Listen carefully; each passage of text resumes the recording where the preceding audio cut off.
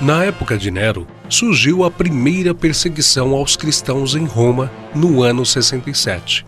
Este imperador reinou pelo espaço de 5 anos de uma maneira tolerável, mas logo depois se deixou levar pelos seus próprios desejos de poder e grandeza e deu liberdade ao maior desenfreio e às mais terríveis barbaridades. Matou a sua própria mãe, esposas, tutores e senadores. Entre outros caprichos diabólicos, ordenou que a cidade de Roma fosse incendiada, ordem que foi cumprida pelos seus oficiais, guardas e servos. Este terrível incêndio durou 6 dias e 7 noites. 10 dos 14 bairros da cidade foram devorados pelo fogo. Milhares de pessoas pereceram nas chamas, se sufocaram com a fumaça ou foram sepultados sob as ruínas. Quando Nero descobriu que sua conduta era intensamente censurada e que era objeto de um profundo ódio, decidiu então culpar os cristãos, aproveitando a oportunidade para excusar-se e, ao mesmo tempo em que enchia seu olhar com as novas crueldades. Eu assim proclamo que a culpa do incêndio de nossa amada cidade é da seita ilegal que se diz chamar cristã. Exterminarei esses criminosos de uma forma equivalente à enormidade do seu crime. A sua punição será um aviso, o espetáculo do horror.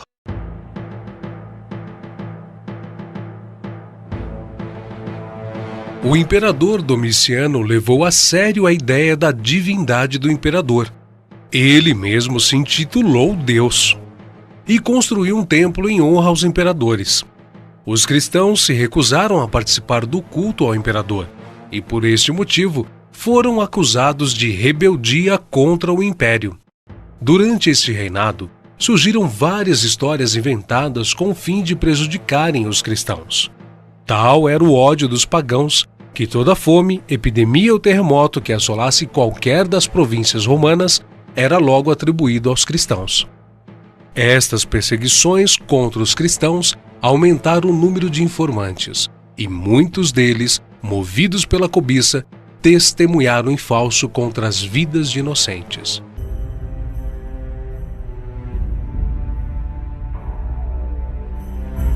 Trajano, apesar de manter a mesma política de seus antecessores, foi contudo mais brando para com os cristãos. Mesmo o cristianismo sendo considerado religião ilícita e uma ameaça ao Estado, Trajano criou uma lei sob a qual os cristãos viveram inseguros durante quase 200 anos. Os cristãos não deveriam ser procurados, mas se fossem denunciados e suas culpas comprovadas, deveriam ser punidos. Isso quer dizer que não era crime ser cristão, mas se fosse denunciado, passaria a ser um criminoso. As denúncias poderiam surgir por inveja, cobiça de patrimônio, vingança pessoal, traição e o mais terrível, por ocasião das grandes festas, quando se necessitavam de mais vítimas para os espetáculos nas arenas.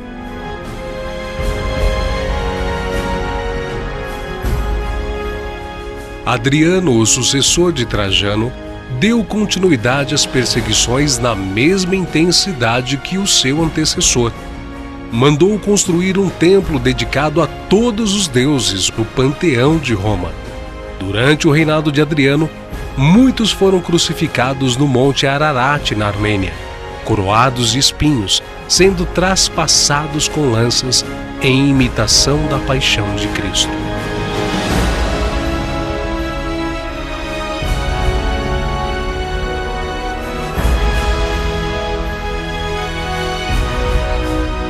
Adriano, ao morrer no ano 138 d.C., foi sucedido por Antonino Pio, que deteve as perseguições contra os cristãos por um tempo.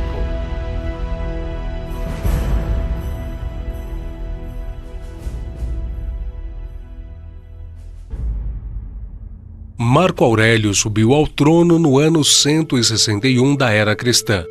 Era um homem de natureza rígida e severa, e, embora elogiável no estudo da filosofia e em sua atividade de governo foi duro e feroz contra os cristãos e desencadeou a quinta perseguição.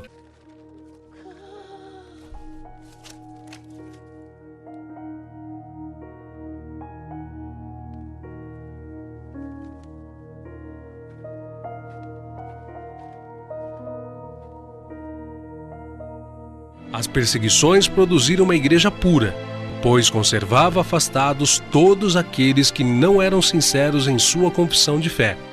Ninguém se unia à igreja para obter lucros ou popularidade, riquezas e prosperidade, mas somente aqueles que estavam dispostos a serem fiéis até a morte. Se tornavam, então, publicamente seguidores de Jesus Cristo. Onde quer que procurassem refúgio, os seguidores de Cristo eram caçados como animais. Eram forçados a procurar esconderijo nos lugares desolados e solitários. A primitiva igreja em Roma poderia ser chamada com razão de Igreja das Catacumbas.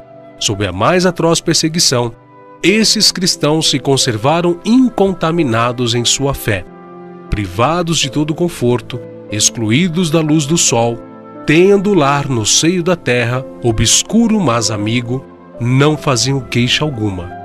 Provações e perseguições não eram senão passos que os levavam para mais perto de seu descanso e recompensa. Existem várias catacumbas em Roma.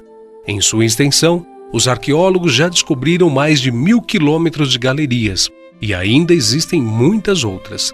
Estas galerias têm uma altura de 2 metros e uma largura aproximada de 1 metro a 1,5 metros, e contém a cada lado várias fileiras de recessos longos, baixos ou horizontais, um acima de outro, ao modo de beliches de barco.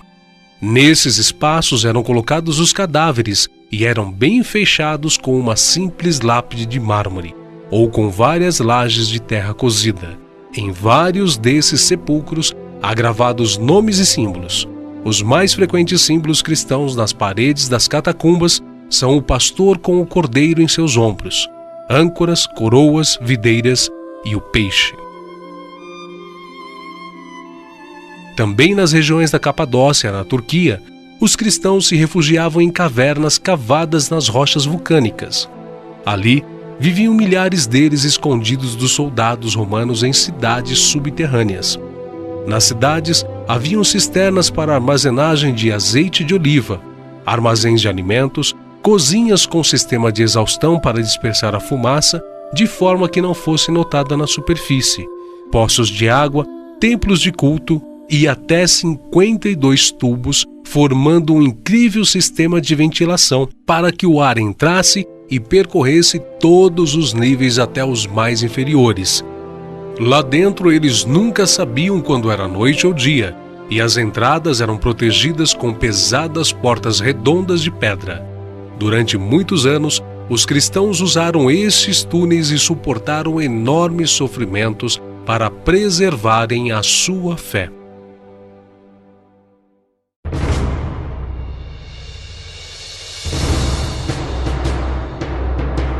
Com o imperador Sétimo Severo, foi dado mais um passo em oposição à igreja. O avanço do cristianismo alarmava os pagãos e reavivaram a mofada calúnia de imputar aos cristãos as desgraças acidentais que sobrevinham. Os cristãos do norte da África foram os que mais sofreram com a crueldade das perseguições sob seu governo. Depois disso, as perseguições cessaram. Veio um intervalo de paz, com a expansão da igreja e milhares de novos adeptos para a fé.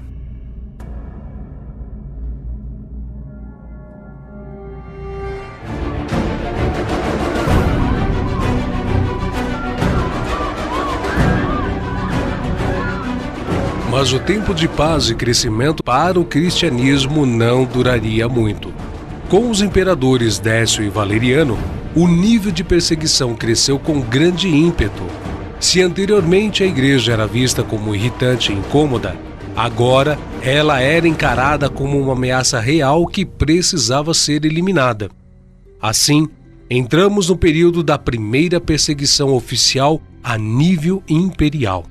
Os cristãos não tinham o direito de se encontrarem para realizarem o culto e eram ameaçados de morte caso o fizessem. Os líderes eram o alvo. A estratégia era eliminá-los para que os seguidores caíssem. Vários deles foram executados.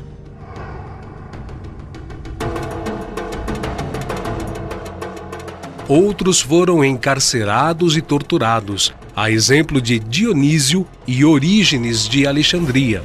Houve um número incontável de cristãos martirizados durante essas duas perseguições. Haviam poucos lugares onde a perseguição não estava na moda. A África e Alexandria, em especial, poderiam ser chamadas de Escola dos Mártires. Os cristãos tinham que se apresentar ao imperador para comunicar-lhe a religião. Quem renunciava e sacrificava aos deuses recebia então um certificado. Quem não renunciava era considerado criminoso e conduzidos às prisões e sujeito às mais horrorosas torturas.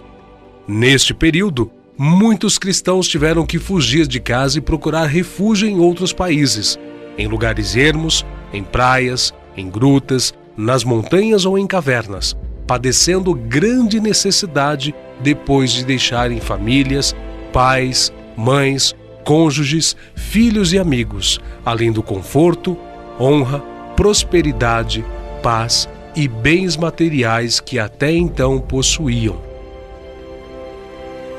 Quando, pois, vos perseguirem nesta cidade, fugi para outra.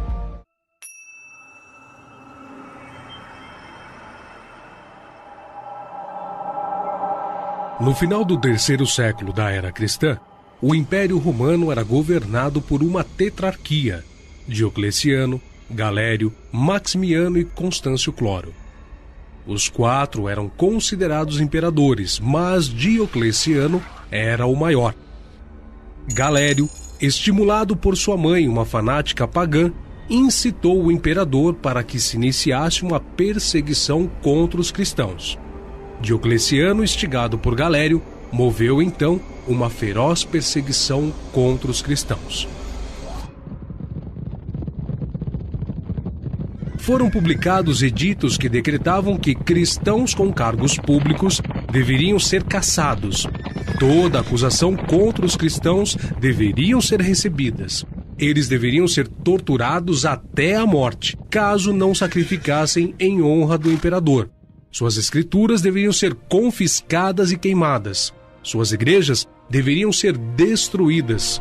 Seus direitos civis de cristãos deveriam ser negados. Líderes de igrejas deveriam ser presos e levados ao sacrifício para os deuses.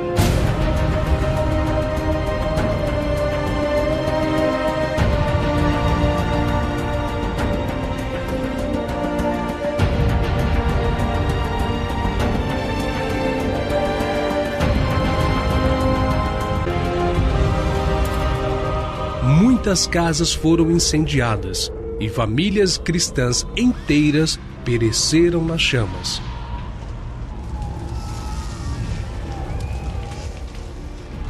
Toda a população do império foi obrigada a oferecer sacrifício aos deuses, incluindo a imagem do próprio imperador, sob pena de morte e trabalhos forçados nas minas quem não o fizesse.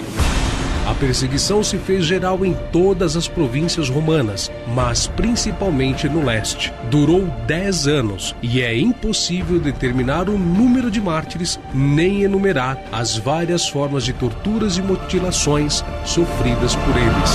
Fogo, chicotes, espadas, adagas, cruzes, veneno e fome se empregaram nos diversos lugares para dar morte aos cristãos. E se esgotou a imaginação no esforço de inventar torturas contra pessoas que não tinham cometido crime algum, senão o de amar ao próximo como Cristo os amou.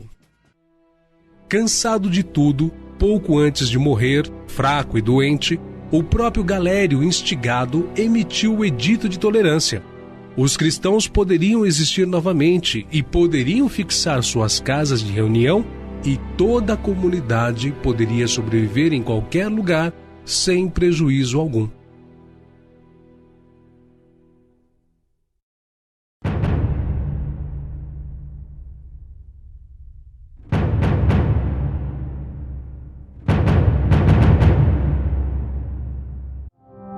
Constantino foi proclamado imperador romano no ano 306 e não tinha nenhum sentimento para com os cristãos. Sempre adorou o deus Sol romano Apolo, mas suas ideias sobre o cristianismo iriam mudar.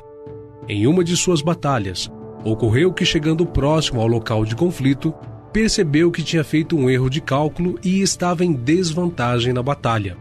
Então, o exército sentiu-se sem esperanças e perto da derrota, quando, de repente, Constantino se surpreendeu por uma luz no céu. Ele disse que a luz tinha a forma das letras X e P, que em grego são as primeiras letras da palavra Cristo. Abaixo do símbolo reluzente estava escrito: sob este sinal vencerás. Constantino interpretou este sinal como vindo de Jesus Cristo. No dia seguinte, Constantino mandou que pintassem um sinal semelhante à cruz nos escudos dos soldados e conseguiu uma vitória esmagadora sobre o inimigo.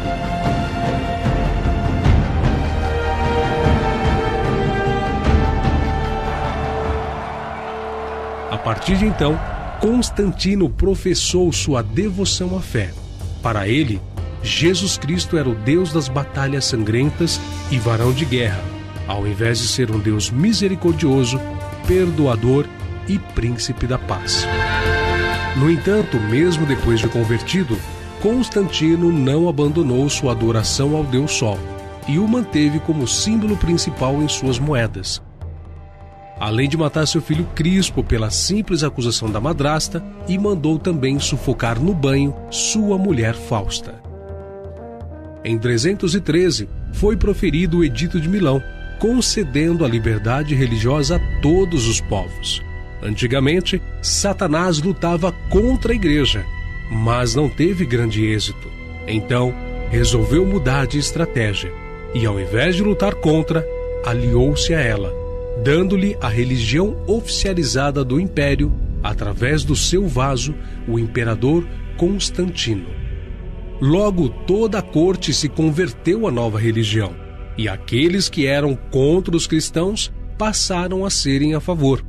O Papa, e não Jesus, passou a ser o Supremo e considerado o infalível. Toda obediência era devida à Igreja Católica Romana.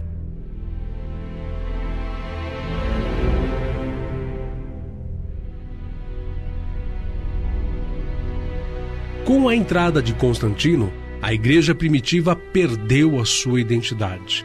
Antes de Constantino, a Igreja crescia e Satanás era derrotado.